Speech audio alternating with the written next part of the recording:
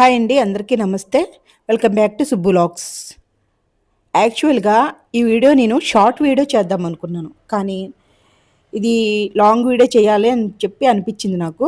దానివల్ల ఏంటంటే నేను హారిజాంటల్‌గా పెట్టకుండా ఇలా స్ట్రెయిట్‌గా పెట్టి నేను వీడియో అనేది షూట్ చేశాను. ఇది మొన్న నేను షార్ట్ వీడియోలో ఒకటి ఇన్ఫర్మేషన్ చెప్పాను మీకు. నేను పూజకెళ్ళాను. పడి పూజ అని చెప్పేసి. మా ఆడపడుచు గారు వాళ్ళ అమ్మాయిది. నేను ఎందుకంటే ఇది లాంగ్ వీడియో షేర్ చేసుకుంటుంది. దీంట్లో కొన్ని విషయాలున్నాయి. పడి పూజ చేసుకున్నప్పుడు ఆడవాళ్ళకి ఎంత పనుంటుందో, ఎలా ప్లాన్ చేసుకుంటే సాయంత్రం వరకు నీరసం రాకుండా ఎట్లా ఉంటాయి. కానీ ఆల్మోస్ట్ ఎలాగైనా నీరసం వచ్చిద్దండి. కొంచెం పనులనేవి ఎక్కువుంటాయి. కానీ ఆ పనులను ఎలా చేసుకోవాలన్నది ఈ వీడియో చెప్దామని చెప్పేసి నేను ఇది లాంగ్ వీడియో చేస్తున్నాను. ఎందుకంటే ఇప్పుడంతా స్వాములు ఏదైనా పూజ చేసుకోవాలి అనుకున్న వాళ్ళ గురించి చిన్న ఇన్ఫర్మేషన్ అనమాట. అంతకన్నా ఇంకేమీ కాదు. లేకపోతే షార్ట్ వీడియో పెట్టేయచ్చు. ఎలాగా ప్లాన్ చేసుకుంటే మనము పనులు చేసుకోవచ్చని చెప్పేసి దాని గురించి వివరంగా చెప్దామని ఈ వీడియో చేస్తున్నాను. ఇది వాళ్ళ ఇంట్లో కాబట్టి నేను పూజ అంతా వీడియో పెడుతున్నానంతే. కానీ అవి పనులు చేసినయి ఏమీ పెట్టట్లేదండి. ఎందుకంటే ఇది వాళ్ళది కదా! వాళ్ళ పర్మిషన్ అడగకుండా మనం వీడియో తీయడానికి కూడా అంత బాగోదు కదా! మందనుకోండి తీసుకున్నా పర్వాలేదు. మేము పడిపూజ చేయించుకున్నాము లాస్ట్ ఇయరు. వాటికి సంబంధించిన క్లిప్పింగ్స్ కూడా నేను లాస్ట్‌లో యాడ్ చేశాను. ఒకసారి మీరందరూ కూడా అవి కూడా చూడండి. మనం ఇప్పుడు ఒక 100 మంది వేసుకోండి. 100 మంది స్వాములకి అనుకోండి. 100 మంది స్వాములకి పెట్టుకుంటే బయట జనం మామూలు సివిల్స్ ఉంటారు కదా! వాళ్ళొక 25 మెంబర్స్. 100 మందికి చెప్పుకుంటే ఇంకొక 25 మందికి ఎగస్ట్రానే వస్తాయి భోజనాలకు సంబంధించిందైతే. ఫస్ట్ ఆఫ్ ఆల్ ఏంటంటే మనము పూజ చేసుకుంటున్నప్పుడు గురుస్వామి గారికి ఒక వారం రోజుల ముందు చెప్పుకోవాలి. 100 మెంబర్స్‌కి సంబంధించిన పూజ గురించి నేను చెప్తున్నాననమాట. పడి పూజ మనం చేసుకుంటున్నామంటే ఒక వారం రోజుల ముందు చెప్పుకుంటే అక్కడ పడి పూజకు సంబంధించిన సామానవన్నీ ఉంటాయి కదా! అవి మనం ఇంటికి త్వరగా తెచ్చుకోవటానికి వీలవుతుందనమాట. 1, 2 రోజుల ముందు కన్నా ఒక వారం రోజుల ముందు చెప్పుకుంటే అవి తెచ్చుకొని శుభ్రం చేసుకొని అవన్నీ చేయాలంటే కొంచెం చాలా టైం పడతాయండి. చాలా ఉంటాయి సామానవన్నీ ఎత్తడివి. పెద్ద పెద్దగా ఉంటాయి. అవన్నీ తోమాలి చేయాలంటే చాలా కష్టమైపోయిద్ది. ఇది వాళ్ళకి హ్మ్. మా మరిది వాళ్ళు చేసుకునేటప్పటికి ఆ సిట్యుయేషన్ ఫేస్ చేసామనమాట. కానీ నలుగురు చేస్తే 4 చేతులతో చేస్తే అయిపోతుంది. కానీ కొంచెం టెన్షన్‌తో కూడుకున్న పనయిందనమాట అందుకని. ఫస్ట్ ఆఫ్ ఆల్ ఏంటంటే మెయిను జెంట్సు మాలేసుకున్న వాళ్ళేంటంటే పైపైన పురమాయించుకుంటారు. ఆడవాళ్ళకి కొంచెం సఫర్ అవుతారు. కానీ కొంచెం ప్లాన్‌గా చేసుకుంటే ఈజీగా వెళ్ళిపోవచ్చనమాట. ఫస్ట్ ఆఫ్ ఆల్ ఏంటంటే మార్నింగ్ లేస్తాము. మార్నింగ్ లేచిన తర్వాత ముందు మనం పూజ చేసుకుంటున్నామంటే మన ఇంట్లో వాళ్ళు ఏంటంటే అత్తయ్య గాని, మామయ్య గాని, అమ్మ గాని ఇంకా ఎవరన్నా ఉంటారు. కొంచెం సాయానికి రండి అని చెప్పేసేసి మనం అంటాము. కనీసం ఎంతమంది ఒక 10 మంది పైనవుతారు. వాళ్ళకంతా ఫుడ్ మార్నింగే ఎర్లీ మార్నింగే అంతా మనం సెట్ చేసేసుకుంటే అంత ఇబ్బంది ఉండదనమాట. స్వాములుంటారు కాబట్టి 1, 2 కర్రీస్ చేసుకొని ఒక సాంబార్ గాని, పప్పు గాని చేసుకొని 9 లోపు అంతా ఫినిష్ చేసుకుంటే బావుంటదని నా ఉద్దేశం. నెక్స్ట్ పూజకి సంబంధించినయన్నీ పువ్వులు గానీ, ఏమన్నా గానీ కొంచెం ముందు రోజు తెచ్చుకుంటే బావుంటది. పువ్వులేంటంటే ఫ్రెష్‌గా తెచ్చుకోవాలి కాబట్టి పూజ రోజున తెల్లవారుజామున తెచ్చుకుంటే తెల్లవారుజామున కొంచెం తెచ్చుకుంటే ఎర్లీగా అంటే మన ఇంటికి 7 కల్లా ఇంటికొచ్చేసినాయనుకోండి అవి పువ్వులన్నీ కొంచెం మాల కట్టుకుంటానికి మళ్ళీ ఇంకోటేంటంటే పువ్వులు సారీ పైన కాడలతో ఇవ్వకూడదనమాట. అయ్యప్ప స్వామికి తొడాలు తీయడానికి, అలాగా తీసి పెట్టుకుంటానికి కొన్ని పువ్వులేమో తుంచడానికి ఇవన్నీ పనులన్నీ చాలా ఉంటాయి. అవన్నీ చేసుకోవాలి కాబట్టి పువ్వులనేది కొంచెం ఎర్లీగా చెప్పాను కదా! 7, 8 కల్లా తెచ్చుకుంటే బావుంటది. వీళ్ళ హౌస్ కొంచెం పెద్దది కాబట్టి వీళ్ళు కొంచెం ఎక్కువ పువ్వులు తెచ్చుకున్నారు. అంటే మన బడ్జెట్‌ని బట్టి ఫాలో అయిపోవచ్చు. మనం ఎక్కువ తెచ్చుకోవాలంటే ఎక్కువ తెచ్చుకోవాలి, తక్కువ తెచ్చుకోవాలి తక్కువ. కానీ పూజకి సంబంధించినప్పుడైతే పూజ దగ్గరికి పువ్వులైతే ఆ స్వామి ఎన్ని చెప్పారో అన్నే తెచ్చుకోవాలనమాట.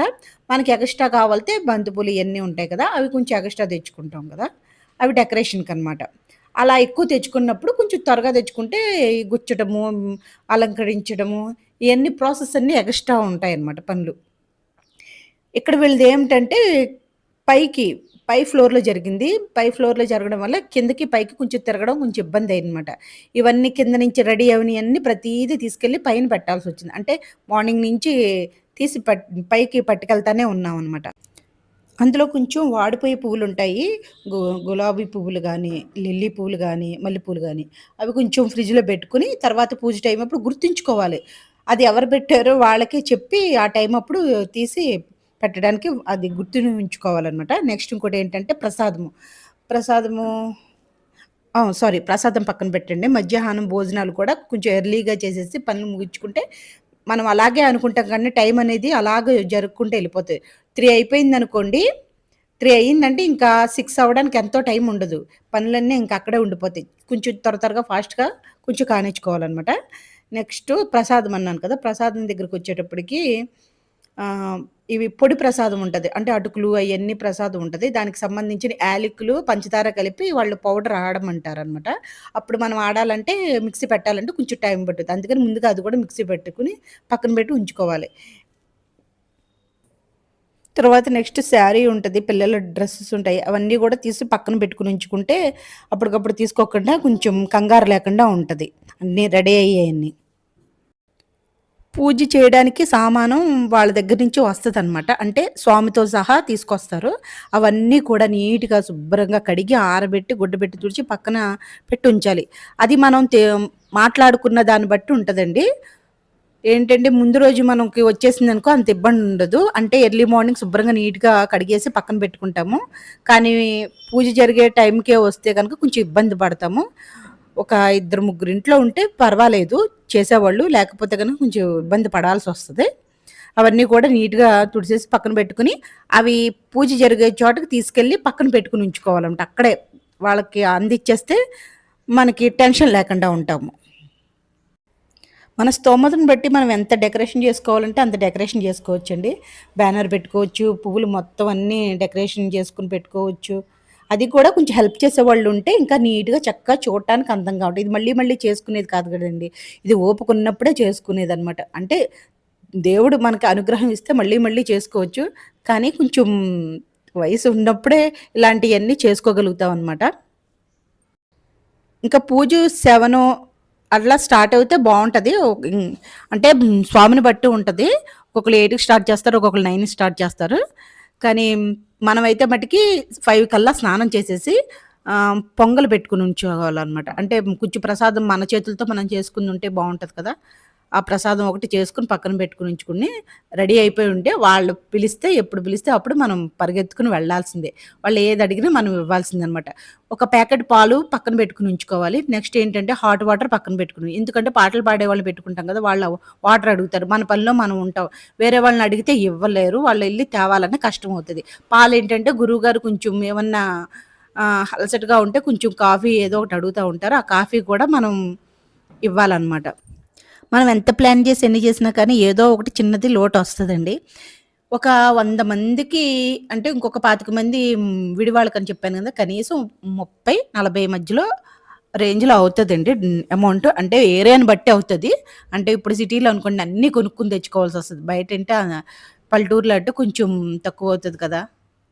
అంటే కొంచెం ఏరియాని బట్టి అవుతది. వాళ్ళు చేసుకునే విధానం బట్టి కూడా ఉంటదనమాట. మాకైతే అలాగయింది. అంటే 100 మంది. మాకైతే ఒకటి వరకు అయిందండి. మేము చేసుకునేటప్పుడైతే. మాకైతే కొంచెం స్వాములు ఎక్కువగానే, మామూలు జనం గూడా ఎక్కువగానే ఉన్నారు. 100 మందికైతే లెక్క కింద నేను చెప్పాననమాట.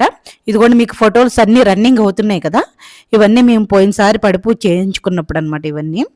మీకు ఎవరికైనా యూజ్ అవుతదని ఈ టిప్స్ అన్నీ చెప్పానండి. స్వామి దయ ఉంటే మళ్ళీ మళ్ళీ చేసుకోవాలని నేను కూడా కోరుకుంటున్నాను. పడిపూజ ఒకసారి అయింది. స్వామి దయ్యుంటే మళ్ళీ అవుతదనే అనుకుంటున్నా. ఓం శ్రీ స్వామియే శరణమయ్యప్ప. Thank you so much.